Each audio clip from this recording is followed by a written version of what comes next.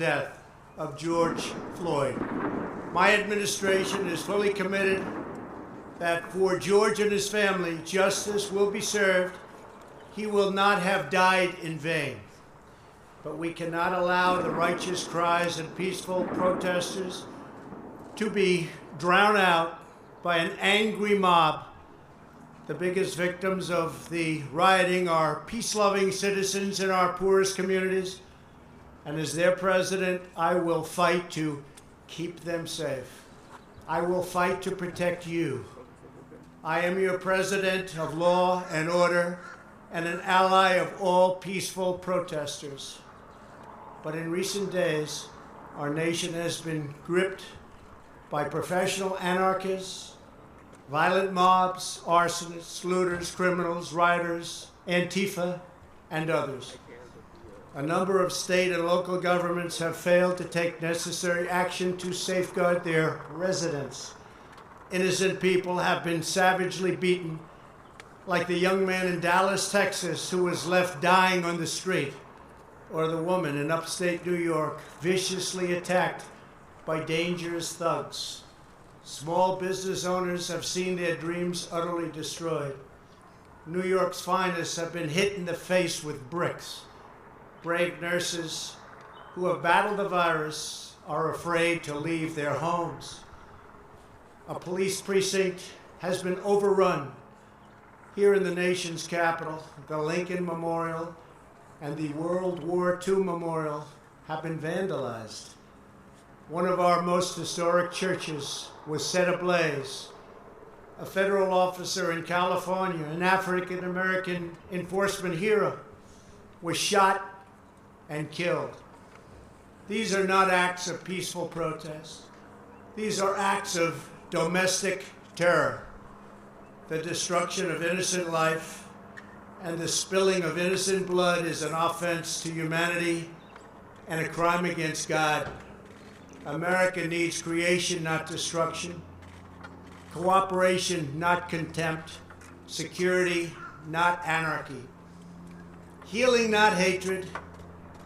Justice, not chaos. This is our mission, and we will succeed. 100%, we will succeed. Our country always wins. That is why I am taking immediate presidential action to stop the violence and restore security and safety in America. I am mobilizing all available federal resources, civilian and military, to stop the rioting and looting, to end the destruction and arson, and to protect the rights of law-abiding Americans, including your Second Amendment rights. Therefore, the following measures are going into effect immediately. First, we are ending the riots and lawlessness that has spread throughout our country. We will end it now. Today, I have strongly recommended to every governor to deploy the National Guard in sufficient numbers that we dominate the streets. Mayors and governors must establish an overwhelming law enforcement presence until the violence has been quelled. If a city or state refuses to take the actions that are necessary to defend the life and property of their residents, then I will deploy the United States military and quickly solve the problem for them. I am also taking swift and decisive action to protect our great capital, Washington, D.C. What happened in this city last night was a total disgrace.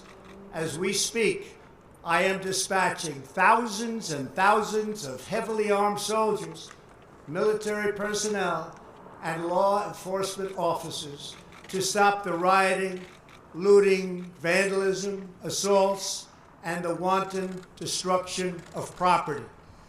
We are putting everybody on warning. Our 7 o'clock curfew will be strictly enforced.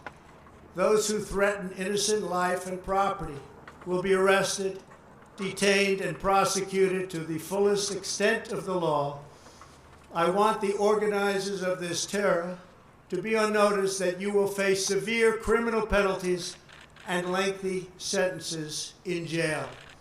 This includes Antifa and others who are leading instigators of this violence. One law and order, and that is what it is. One law. We have one beautiful law. And once that is restored and fully restored, we will help you, we will help your business, and we will help your family. America is founded upon the rule of law. It is the foundation of our prosperity, our freedom, and our very way of life. But where there is no law, there is no opportunity. Where there is no justice, there is no liberty. Where there is no safety, there is no future. We must never give in to anger or hatred.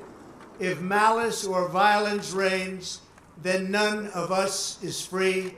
I take these actions today with firm resolve and with a true and passionate love for our country. By far, our greatest days lie ahead. Thank you very much, and now I'm going to pay my respects to a very, very special place. Thank you very much.